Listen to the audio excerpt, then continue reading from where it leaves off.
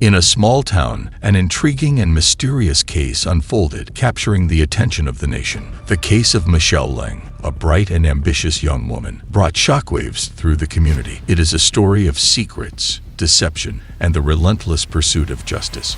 What led to the unraveling of the secrets surrounding Michelle Leng's case? Join us as we delve into the perplexing details and attempt to unravel the truth behind this captivating tale. In 2016, a young woman named Michelle Leng, who was 25 years old, fulfilled her lifelong dream of studying in Australia. However, her story did not have a happy ending. Michelle was born on January 29, 1991, in Chengdu, Sichuan Province, China. She grew up as a kind, sensible, and respectful girl, and had a very close relationship with her parents. It was devastating for Michelle when her father passed away in an earthquake in 2008. Michelle's mother, Mei Leng, supported her throughout everything and believed that getting an education in Australia would lead to a bright future for her daughter. In 2011, Michelle joined the University of Technology in Sydney. Michelle's aunt, who was her mother's sister, lived in Australia and offered her a room in her apartment.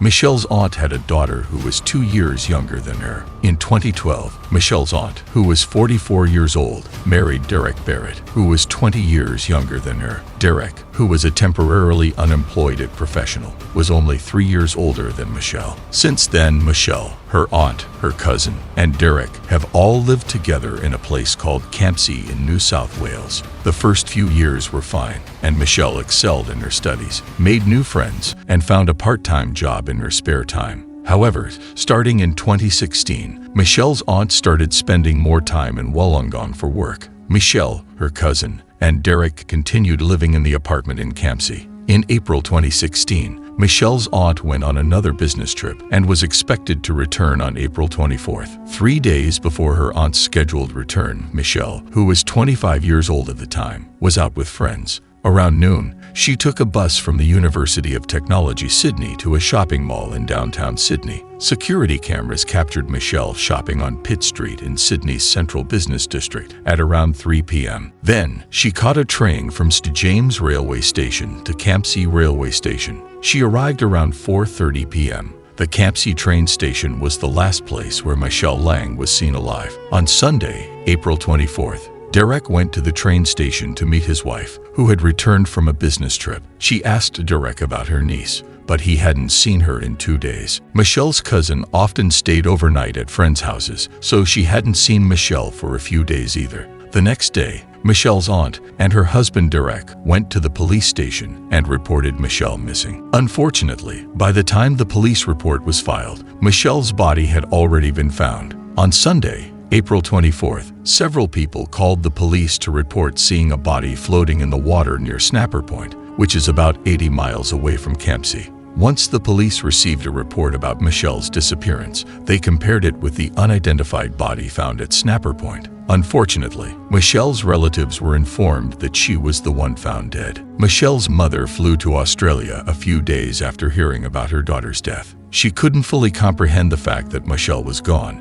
and was still in deep sorrow. During the investigation, Derek, Michelle's aunt's husband, mentioned that the last time he saw Michelle was on the evening of Thursday, April 21st, during dinner. They watched a movie together, and then Michelle went to sleep in her room. When Derek woke up on Friday, April 22nd, Michelle was not at home. He thought she had already left since he woke up late. He assumed she was out having fun with friends. The next day, when he woke up late again, Michelle was still missing. Derek sent her a text asking where she was and if she was okay, but it remained unread. Michelle's aunt couldn't provide any information because she was on a business trip. Derek Barrett, the last person to see her alive, raised suspicion with his inconsistent stories about waking up late and not seeing Michelle. He was called in for questioning, but he refused to answer and demanded a lawyer. He was then arrested as a suspect. The police also obtained blurry camera footage showing a car that matched the description of the man's car near Snapper Point early on April 24th. The man denied that it was his car, but the police didn't believe him. The detectives found a clear video of the man paying for gas and buying drinks at a gas station on his way to Snapper Point. It was clear that it was him in the video. When confronted about his activities on April 24th, he claimed to have memory problems due to drug use. The police seized his cell phone and found evidence that not only linked him to Michelle's death, but also showed an inappropriate interest in his stepdaughter and niece.